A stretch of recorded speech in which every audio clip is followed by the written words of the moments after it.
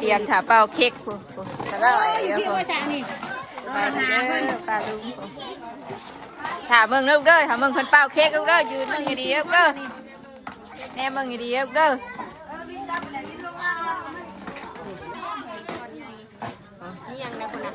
สิลงไงนั่งอย่างนี้ลูกยืนเมืองได้ลูกเด้อ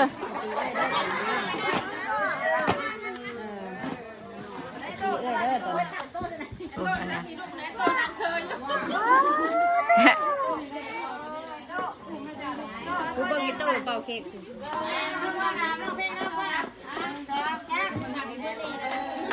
ตบมือลูกตบมือเฮ้เฮ้เฮ้โอ้ทางดังเบื้องดังอันนี้เบื้องดังตบมือลูกโอ้ทางนี้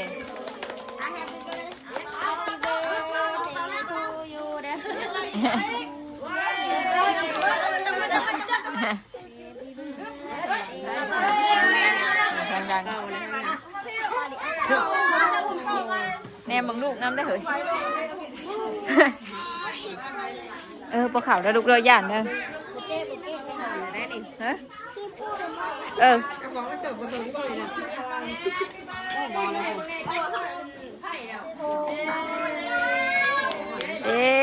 ตบมือให้ผู้ว่าหน่อยลูกเย้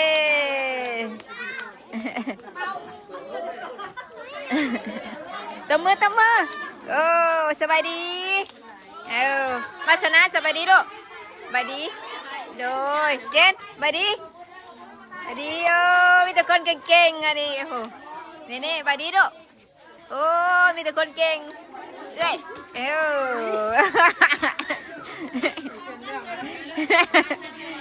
ตกกันลูกโอ้โห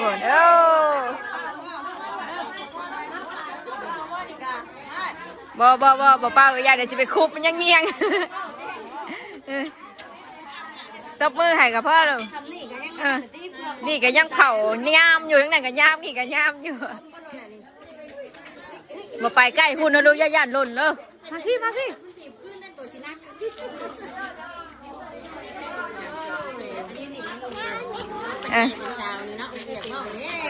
มีแต่ดุนเดียวเบิดเลย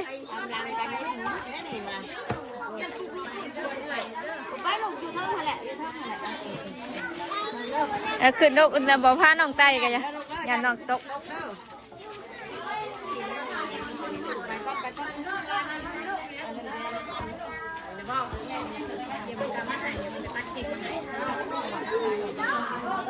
ย่านลูกละว้าวอีด่ามายังมามันเกิดไผ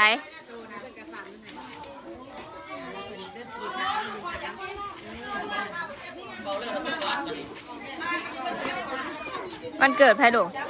ตกกระลูกมาพาน้องมามินเด้ออุ้ยยันตกอุ้ยตบมือ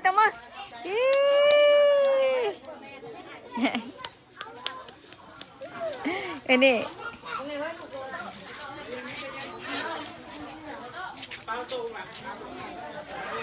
มึงตกกระลูกตกกระลูกเพิ่นยังสิเอามาให้อยู่เลยอีหล่าบ่กินกันยาเนาะไอเนาะ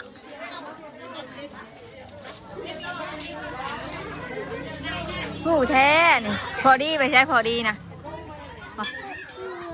ฮะขึ้นเนื้อโอ้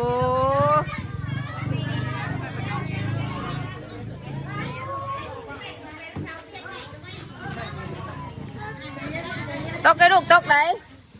โอ้ยยังขึ้นลงน่ะนะบ่ขึ้นเนอะลูกเด้อขึ้นนะกับโอ้นั่นตัดเค้กฉะนั้นวันใบนั่นนับยังนั่นนะบ่นับยังบ่นั่นนะเฮ้ยมาไปแล้วเด้อ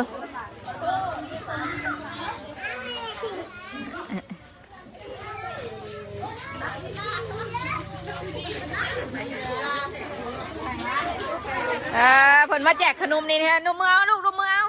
นมมือเอาเอาลูกเอานมมือลูกมาเอาอันนี้มาเอาลูกอันนี้เอาไหมลูกเอาลูกอยากได้ตัวนั้นแจ็คบอกนี่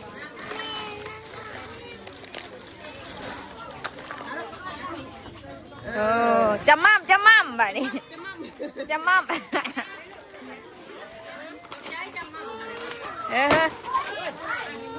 เฮ้ยเปลี่ยนเอาไว้สีเขียวเถอะดีป่ะอยากได้คือโม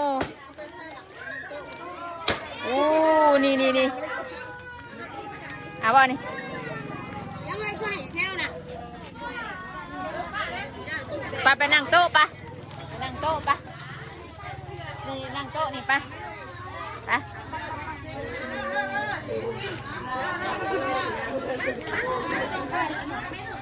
ไม่กินมั้นี่โอ้มีแต่ผู้แกงหัวเฮ้ยเอาวะลูกอ้วนบ่มีใครกินอ้วนมีแต่คนแกงหัวชิมมึงกันเด้อ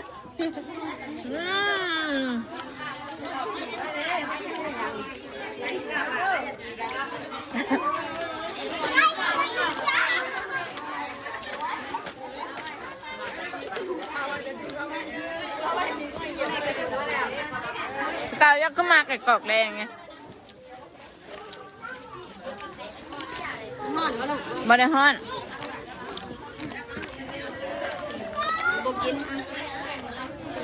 บอกแกะแล้วดูเด้อไอเด้อนี่น้ำเจ้าอย่างนี่กินตัวนี้ขาวๆนี่กินบ่ตัวขาวๆ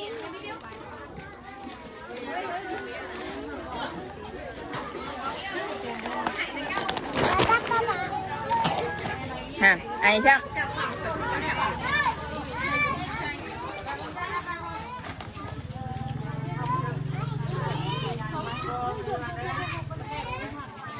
งานกำลังจัดเค้กมัมยังไม่ถือให้บ่ถือให้แน่โอเคเจ้ากินเจ้าไอไรเจ้าจะกินบ่กินชิมมังน้ำน้ำเกลือก่อนชิ้นหนึ่งไอแท้แล้วดูเอ้ยอ้วนถือในอ้วนเบิ้งสกินชิ้นหนึ่งนี่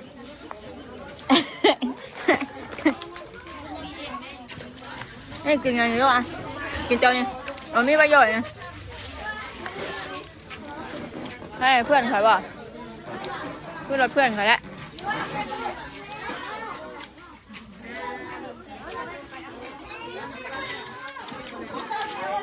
อัดเช็คไงเกิดในโต๊ะเอาน้ำใช้แบบนี้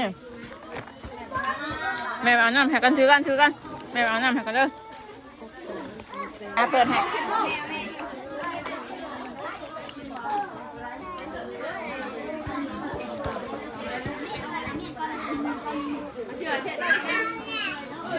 ว่ากินมาลูกนี่ลูกศิษย์เนาะงามบ่ลูกบ่ว่าเปิดให้ลูกเถอะเดี๋ยวแป๊บนึง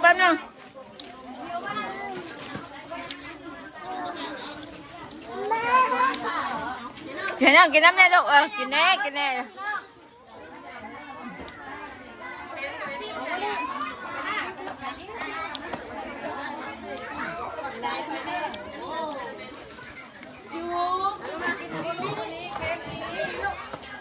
ให้ลูกนะน้องได้กินอยู่บ่ย่อขึ้นแน่ปอนน้ำน้องโอ้เก่งแล้วปอนน้ำน้องได้เลย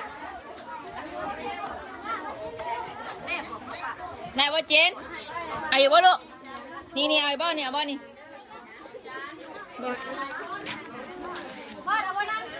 บ่อันนู้นนี่ของลูกเนี่ยแล้วเราเป็น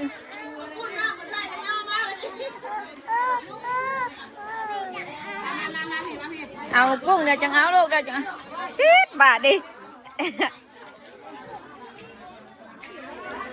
ป้าไปนั่งป้าไปนั่งไปแล้วแม่เอาไห่ไปนั่งไปแม่เอาไห่ไป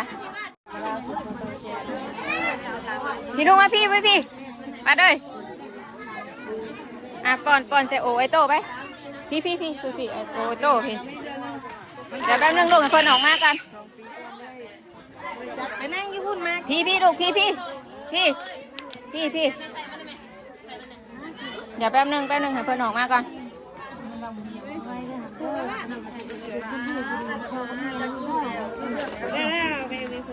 เดี๋ยวให้ย้ายออกมาก่อนอย่าได้จะเข่าเด้อ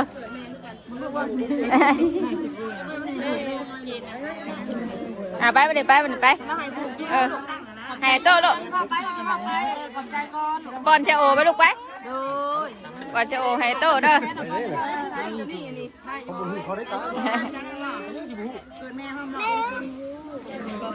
อันยืนให้อ้ายลูก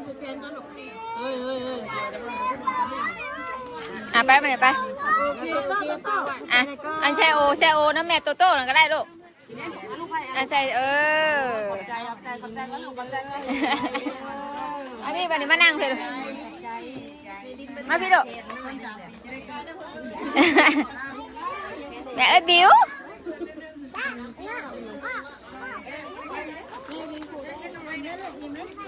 จะเจอได้จ้ะพ่อนั่งอยู่นะโอเคไปน้ำมาบ่นะกินได้บ่เนาะได้บ่เนาะได้บ่ได้กันดิ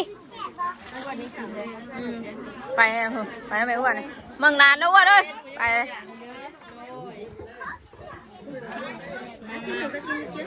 ปุ่นกับปุ่นดูปันไดได้เค้กกันนี่แม่หักอยากได้แล้วอยากเป่าแล้วนี่น่ะซื้อมาให้กินหน่อยหนึ่งก็ดูนะ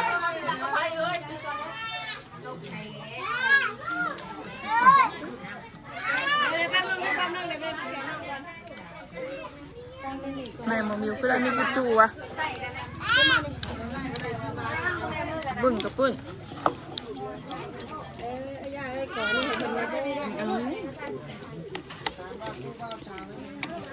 แซ่บบ้างคือ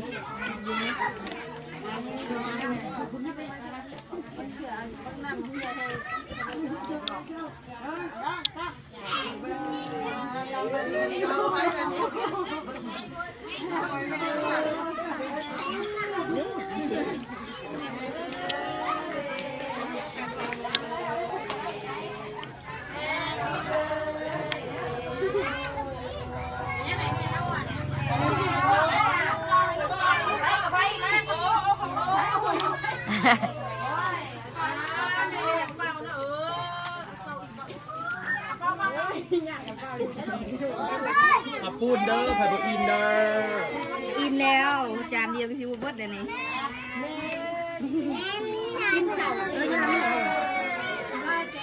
โรย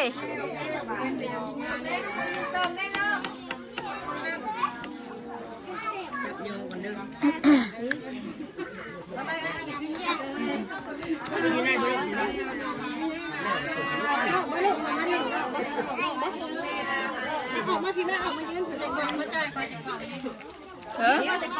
พี่จะมาดิแล้วแม่เอาเกือบเห็นไหมของชิ้นกันแม่นี่เขาบอก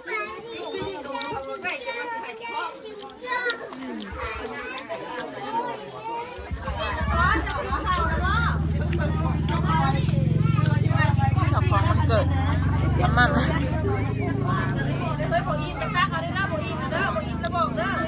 เข้มห่วยเลยกินหมดเนาะเข้มเลยตรงนั้น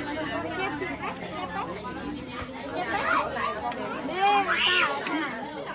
ยังหายลายแท้เนาะกินเบิดบ่